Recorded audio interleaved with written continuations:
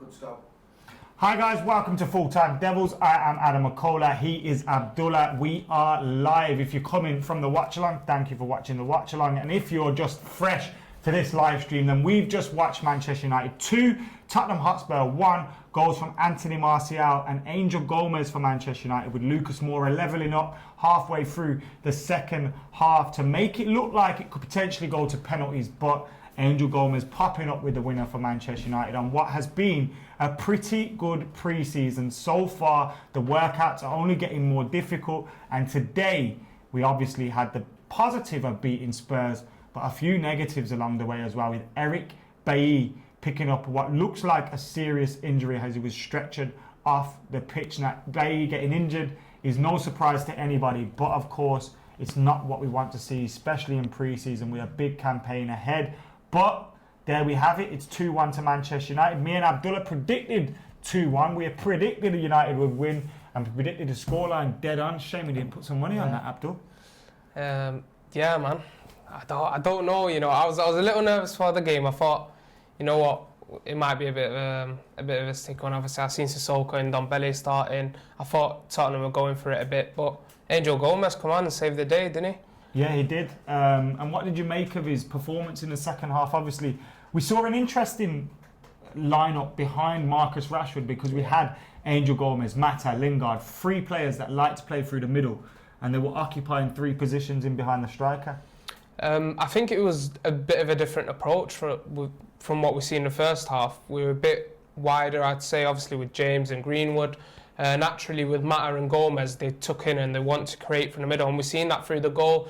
Mata coming over, connecting with Angel, and then Angel taking it down the left, and a neat finish across the Spurs goalkeeper. And I think that's what you want to see if you are going to play that narrow formation. You want to be able to thread balls in and around the box, and we did see Andreas do that as well for Martial's goal. So I was impressed with Angel's goal, and his performance in general looked like a clean, mature performance for a young lad. We'll talk a little bit more about obviously the performances of all of those players and the younger players and what they could potentially offer to the team going forward.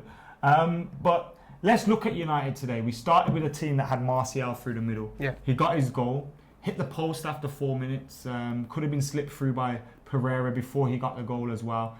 Constant threat to that back line. And he's getting that goal as well, which gives him a bit of confidence. Now, with Lukaku seemingly leaving Manchester United, how do you feel when you think of the options we have? Martial, Rashford, Greenwood.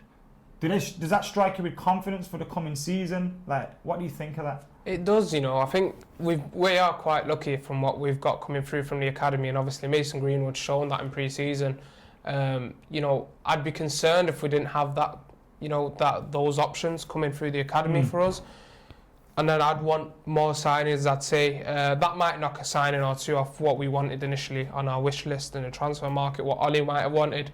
But I am excited to see what the likes of Angel and obviously Mason can do next season. And they've shown it. I mean, Garner scored, Gomes scored, and obviously Greenwood as well. So that will fill them with confidence. I'd like to see Garner play though, definitely, man, next game. With the midfield options, I mean, we're looking at Nemanja Matic. And we're thinking... So disappointing, man. So slow, not got the feet, not got the movement, not got what you'd think you'd need to play in this Ole Gunnar Solskjaer side with the way we look like we're moving towards playing.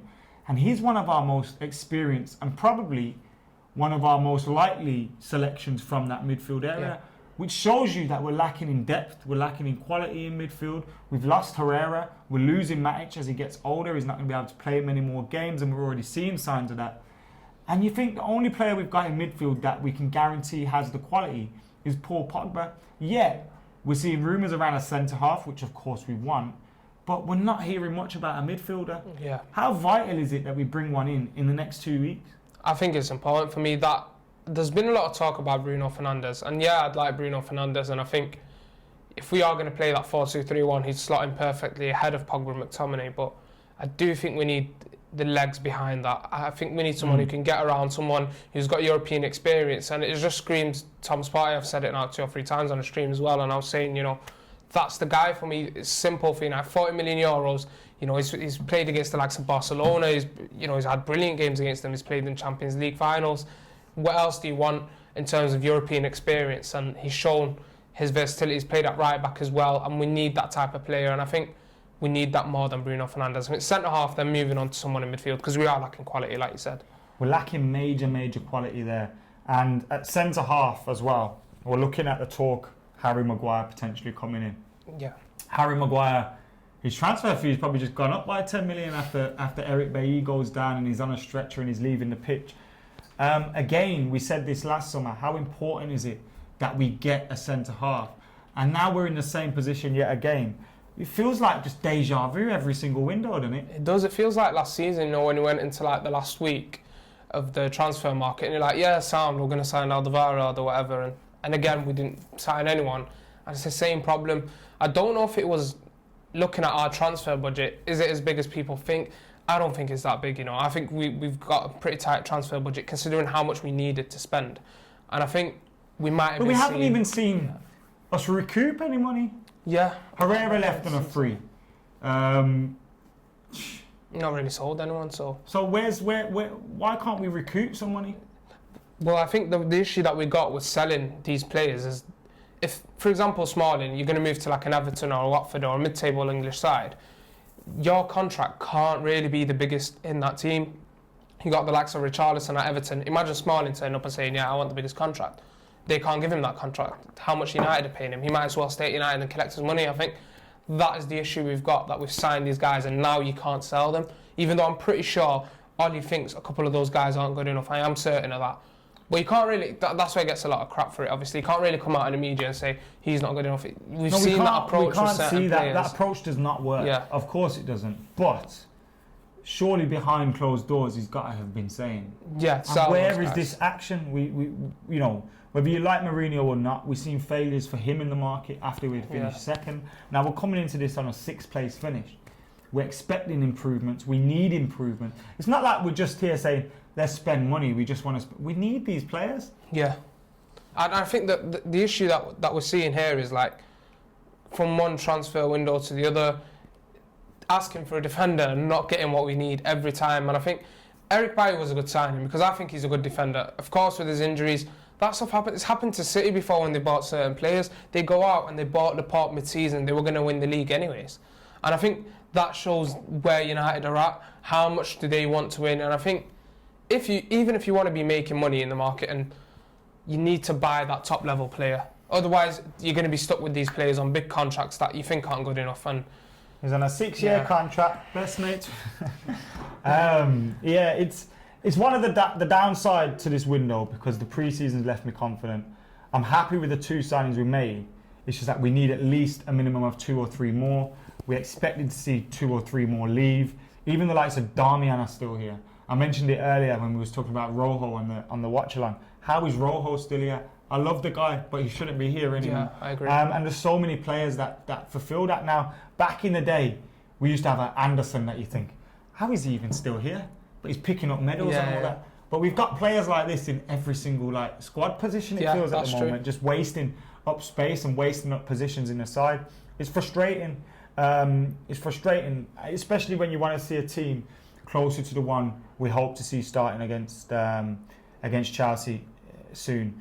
But there are positives, like I said. Angel Gomes, Tahith Chong, Angel Gomes, Tahith Chong, Daniel James, Aaron Wan-Bissaka. You're looking at these guys that have been added to the squad this summer. I know Tahith Chong and Gomes and all that were around last season, but it seems like they're more a part of the first team now. Yeah. There's more a pathway through to the first team. They're almost like Mason Greenwood's knocking on the door to be starting the game against Chelsea. Now, I don't want to rush him, but he's making it difficult not to rush him when he's performing so well. Yeah, I think it's not even just about his performance, but it's simply down to the effect he's having on a side. I think he's bringing in a balance in the team that we are missing. And I can see him have that role as like sort of an inside forward, goal scoring inside forward. And if we do switch to like a 4-3-3, I can see him play sort of the Salah role where he pops up on the inside areas and he scores goals. And he has got that Van Persie vibe to him where he just needs that quick turn and banger. Can use both his feet as well. He's an exciting prospect. And towards the end of last season, when those times where I thought he should be playing, there was rumours about him being injured. Was he really injured? I think it's about bringing him in at the right time. And pre-season's come at a good time, I think, for Mason Greenwood. And another academy player scoring a goal. We've had a goal for James Garner, Mason Greenwood, Marcus Rashford. Who else scored? I know Anthony Marcia is not an academy graduate, still young. Philip Jones scored it first. But now another one, Angel Gomes. And the only one left to score from them, that's Tahith Cham. Yeah, which and we've got the full set scored on pre-season. I know it's only pre-season, but how important is it for those guys to actually feel like they belong? I think going on pre-season and like... And sorry, Nakez also says, do you think Angel Gomes could make it to the first team this season, like regularly? I don't know about... You know what? Europa League can be a game changer, you know? Because if we play these guys in Europa League and they prove their worth, then yeah, that changes a lot. I think they're knocking on the door then. And I think they are capable, that group of lads, especially... For me, Garner, the ability that I've seen from him, when you compare him to Matic, when the ball comes across Garner's body, he's always looking forward, always on the inside. A bit like a Busquets vibe, even if he takes too long, he'll always look forward. I think Matic, that's just not his game now, and that's why I want to see these guys get the Europa League experience. What do we have to do is throw them in there. If we are good enough to finish top four, those guys should be starting Europa League for me. Defo. Axel Twanzebe. Do we maybe think twice about sending him out on loan? Oh no, I don't think it goes out on loan now. I think this has proved that even if if it's not as serious as we think it is, it does look serious, and he comes back, that we can't trust. You know, we can't really rely on Bailly, I'd say, coming back from injury and all that. So Axel for me has to stay, even if we get Maguire in, because of the whole injury situation. Earlier I did say, you know, I would be worried in terms of his game time, but Bailly, man, it's happened again. Like, it's so unfortunate. But the only concern for me is, like we said on a live stream earlier, watch along. If we let him go, if we don't let Axel go and he doesn't play enough, it's a wasted year for him. Yeah. And we don't want to see him wasted. If Aston Villa are saying he's going to play 20 to 30 league games for us next season, I think we have to say, okay, go Ax, go and get that football under your belt.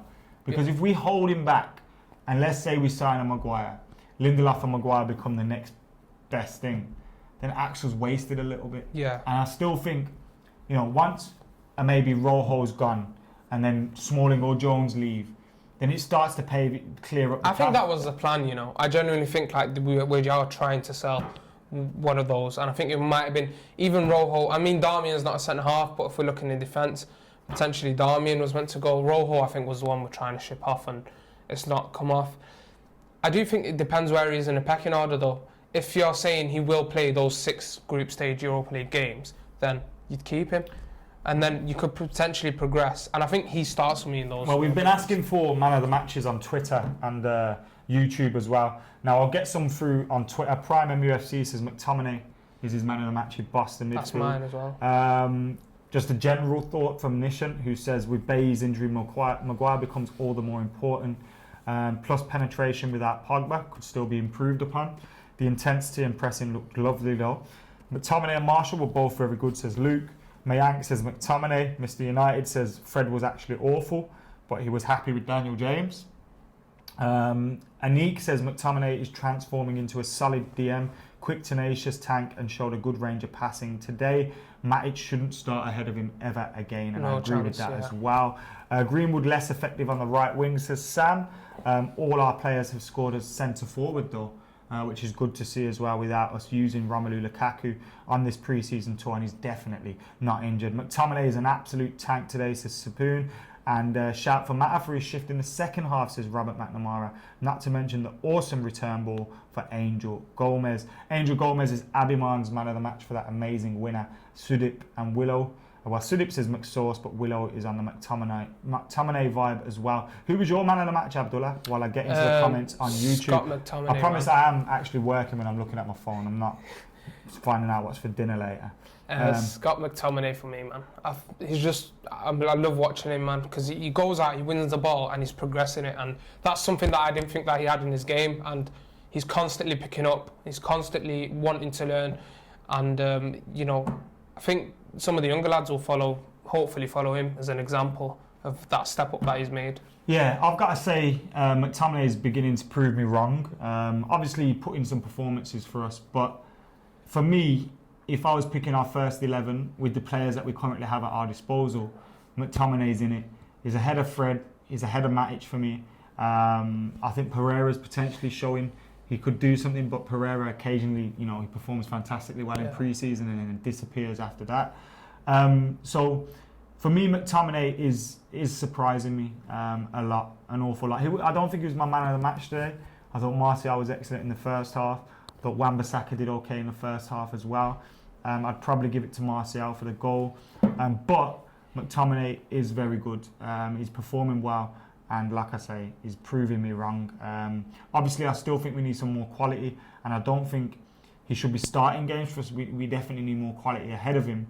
But in terms of becoming a squad player, becoming someone that you can rely on to put in a shift, who does the basics well, gives the ball away, gives the ball off to his teammates, I think he's doing all right. I think the difference that we're seeing with him and that I've picked up on is that he's finding our creative players, which I remember I had a bit of a problem with at Old Trafford against Liverpool. I know it was Liverpool and they press and all that, but he seems to always go back to our centre-halves. But now his body's just adjusted to look for Pogba, look for Greenwood. We've seen it a lot in pre-season and take a bit more risk. And I think that's what everyone else in the team needs to work on. And I think Denchman Joe says Mata was brilliant. Ross says Mata's so underrated. Sanjeev thinks we need a centre-half and DM still totally agree. Matic must be sold, says Andre, so not going to happen. Martial was great, should be our starting number 9, says Aaron Deep. McTominay's problem is his inconsistency, says Adam. He's not the only one, to be fair to him. Your thoughts on Daniel James today, said Mohammed. He was getting fouled an awful lot, wasn't he? He looked like he's going to cause a problem for a lot of backlines in terms of his running, his constant running, his winning the ball back, his pace on the counter-attack, winning free kicks, etc. Looks like a real handful and a player that could come in handy in the last 30 minutes of games. But obviously we hope he can offer a little bit more as well. I'm not putting too much pressure on Daniel James in terms of his performances. No. We got him for pretty cheap in this day and age, and 15 million is not wasted. Even if he, let's say he doesn't perform well for United and we sell him, 10 million, what have we lost? Do you know what I mean? So I don't think he's that much of a risk, and I think he's done okay on pre-season tour.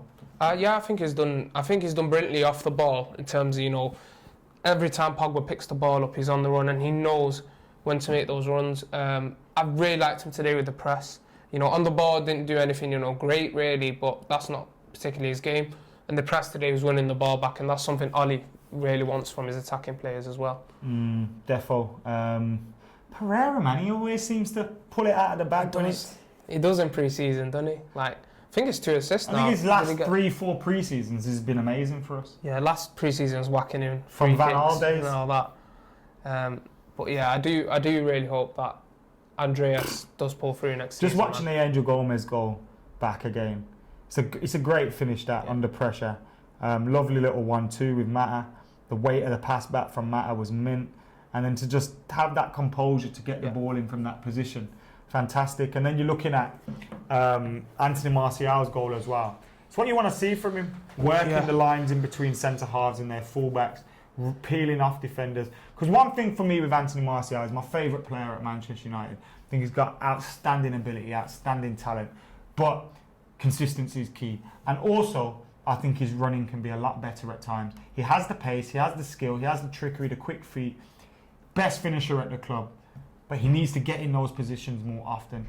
Make sure, because yes, you can have a great pass to pick you out, and you can get a spin away from a defender and get through. But if you're constantly making runs, then sometimes you're just forcing the pass and you're making it easier for people to pass you than not. And you'll get 5-10 more goals a season out of it than that. It takes him up a level, doesn't it? Because if you're that good on the ball, which we've seen how he takes his man on, but you're making runs off you, man. As soon as you pick it up, you've got less to take on. You've got maybe just to keep, like we've seen there with the chance, and he took it, and he had 3 good chances today. He hit the post, scored one, and he come close with the other. And I think that's what we want to see from Tony today. Hopefully he keeps up what he's done off the ball, and it's good signs. It could be something that Ollie's worked on him with, because Ollie's going to be amazing. I think Martial and Rashford both stagnated under Jose Mourinho. I don't think he was the right coach for either of those players. And I think under Ole Gunnar Solskjaer now, you'll have a man that is gonna coach them. Where to be in the box, how to sniff out chances, do all that good stuff.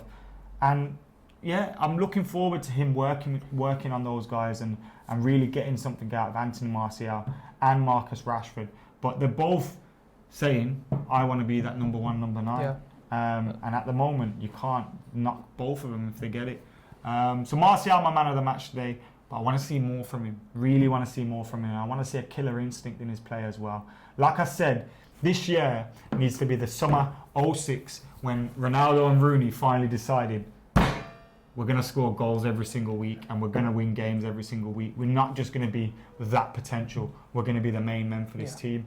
And now's the time for Pogba, Rashford and Martial to lead us to success. Yeah, I think they've all got the ability to do it, without a doubt, and they've shown it. And if Rashford can put in that season that we want him to next season, he'll already turn 22 on mid-season, so at such a young age, we've got years to look ahead with these guys, him and Martial. They're still young lads. And they've won everything at this club, apart from the Premier League and the Champions League, the big two. And we need to win it with them. We definitely do, man. The work starts here, guys. So far, it's been a great pre-season for Manchester United. Obviously, it doesn't mean a lot in terms of results and what's going to happen in this coming campaign, but it's great to see us working on things, and hopefully we can continue that improvement towards Chelsea. Hopefully we can get a few more players in as well.